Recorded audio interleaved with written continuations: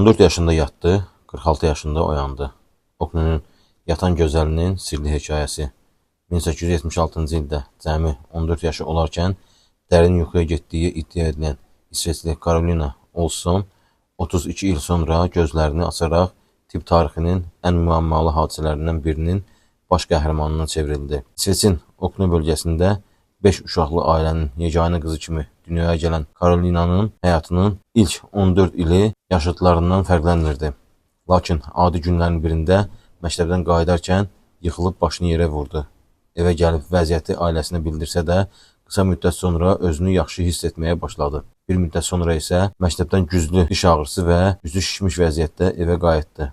Ailəsi ona dincəlməyi tövsiyə elədi və səhərə hər şeyin düzələcəyini düşündü. Karolina yatağına uzandı, lakin həmin gecə başladığı yuxudan düz 32 il sonra oyandı. Günlər keçdi, aylar keçdi. Ailə əvvəlcə baş verənləri anlaya bilmədi.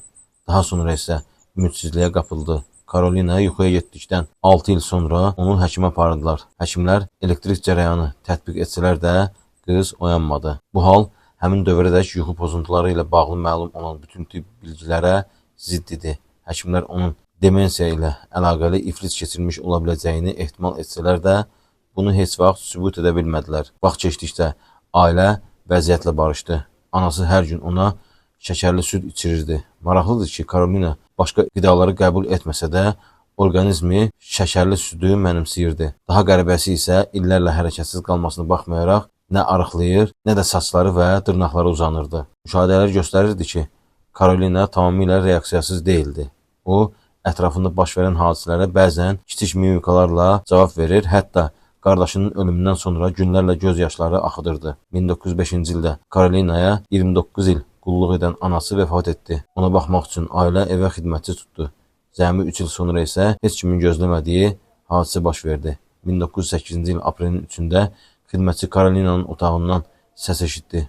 Otağa daxil olduqda onu yerdə sürünən, gözləri açıq və ağlayan vəziyyətdə gördü. Karolina 32 illik yuxusundan oyanmışdı. Lakin bu müddət ərzində baş verənlərdən heç nə xatırlamırdı. Onun oyanması xəbəri qısa zamanda yayılıb həkimlərin diqqətini yenidən cəlb etdi. Aparılan müayinələr zamanı Karolinanın ciddi çəki itirmədiyi, hətta bioloji yaşından daha gənc göründüyü bildirildi. Bir neçə həftə ərzində o, danışıq qabiliyyətini və fiziki gücünü bərpa etdi. Bu səbəbdən bəzi insanlar onun həqiqətən 32 il yatıb yatmadığını da şübhə altına almağa başladılar. İsveçli psixiatr Harald Fröderström hesab edirdi ki, Karolina ağır psixoloji travmanın yaratdığı nadir psixoz formasından əziyyət çəkmiş ola bilər. Lakin bu nəzəriyyə də qəti şəkildə sübut edilmədi. Karolinanın 14 yaşında yuxuya gedib 46 yaşında oyanması, 32 il ərzində demək olar ki, heç bir söz demədən gözləri bağlı vəziyyətdə qalması həm elm, həm də müxtəlif mistik baxışlar üçün izahı çətin olan hadisə olaraq qaldı.